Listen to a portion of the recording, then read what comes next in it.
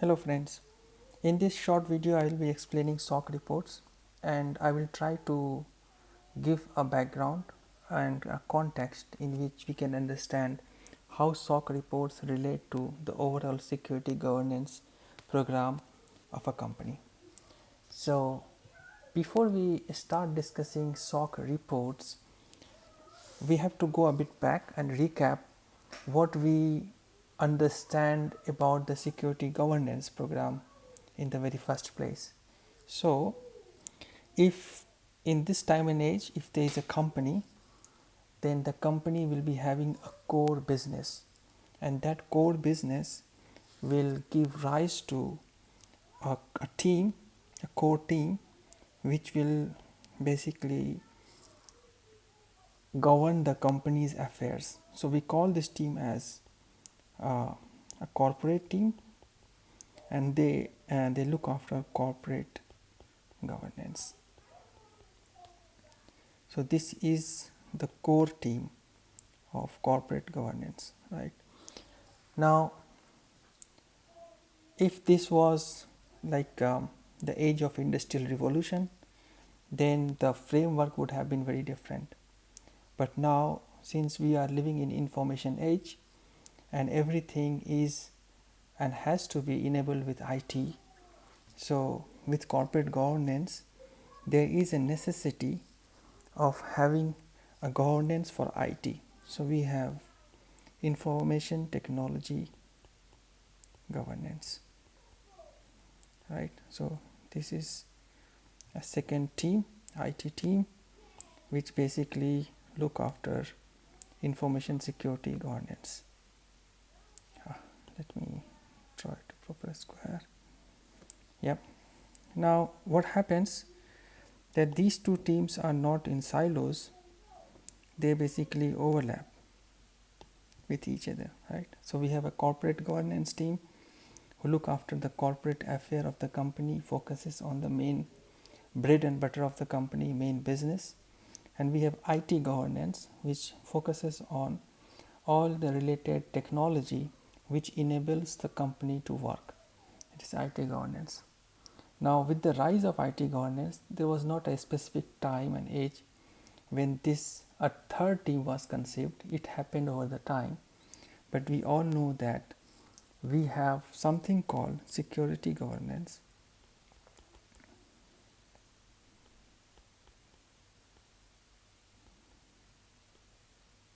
as a third vertical in any enterprise nowadays. So this also shares a space with the uh, overall structure of the company. So we have got corporate governance, IT governance, and security governance. Now each domain has its own specific vision and mission and objective, and all the other domains has to in line with that vision and mission. Now, specific to security governance, what security governance does? It's actually uh, it's actually the implementation of security solutions and management method, and they have to be tightly interconnected. So if you see the operation of security governance from a very high level, then what we will see here? We will see here security solutions, and we will see here management methods. So security solutions and management methods. Basically, management methods are there in corporate governance as well and IT governance as well, and all their domains learn from each other and share common management practices. But there are certain practices which are specific to security governance, which is due to n number of factors. So the compliance requirement, regulatory requirement, the framework selection, and all those things actually give rise to some uniqueness of security governance. So these three domain we should always have in our mind when we are studying any topic of the of CISSP, and actually it help us to give a context of what we are studying and how it relates to. Now, as part of the security governance program, so there will be a different stages and steps a company will be at any given point of time. It may be that the company will be doing the risk assessment or business continuity planning or disaster recovery planning, or they are in the disaster. There will be some operational processes going on, like incident management, configuration management, things like addressing the compliance issue.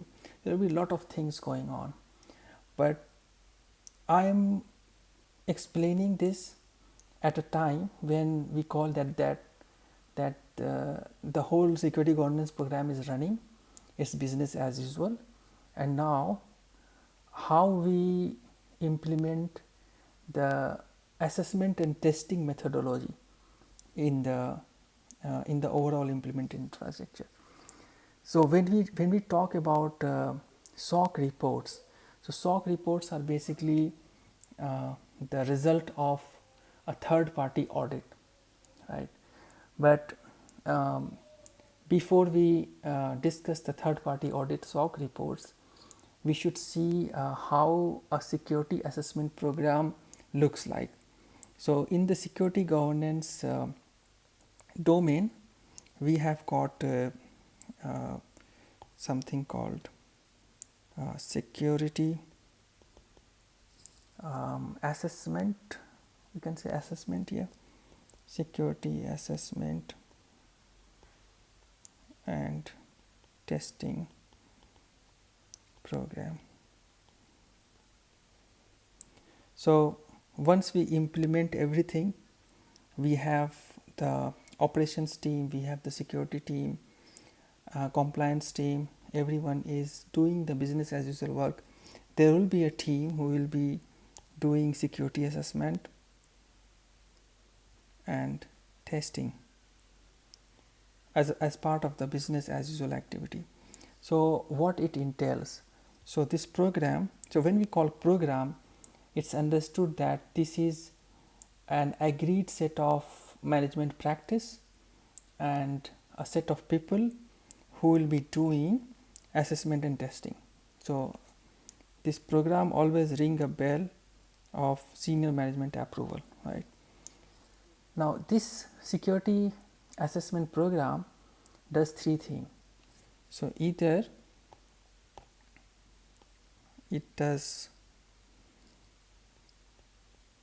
security testing,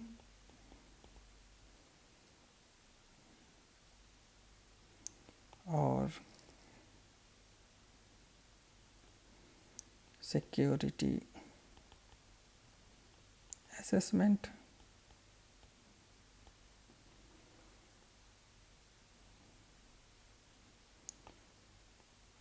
sometimes this is buggy, just leave like that, or security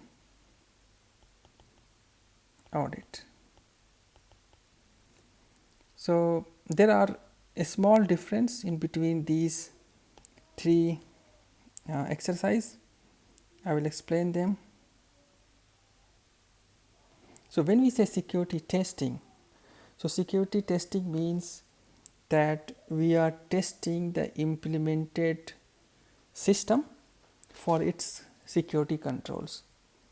So this is obviously will be ops activity, operational activity. Yeah. So as part of the operational security exercise, the security operations center SOC, it will be doing some security testing on a weekly basis, on a quarterly basis, or on a monthly basis, whatever we agree on based on our based on the outcome of our risk assessment process and with management agreement. So this will look into a n number of factors. When should we do the security testing, what will be our end target, and what tools we are going to use, whether it will be automated or manual. So this whole thing will be either automated or manual. It may include the VA scanning and manual checking, things like the basic hygiene of the system, or like checking the health check, doing the security health check of the system. So that all becomes part of the security testing. The assessment is something which is always done by some expert outside the testing team, or we may select someone in the testing team who is designated for the security assessment, right? So it will do all the activity which operational team does. Like if they are doing some scanning, necessary scanning, they will do it. They will be doing the testing for different environments. Excuse me. But there will be a difference in the scope of work they do.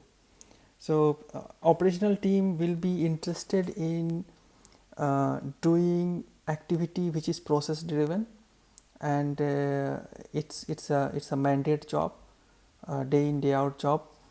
But security assessment team will go a step beyond what the security testing team does, and they will do some sort of I'll say extrapolation of the result as well, and they will prepare a report, and this report will be presented to the senior management, right?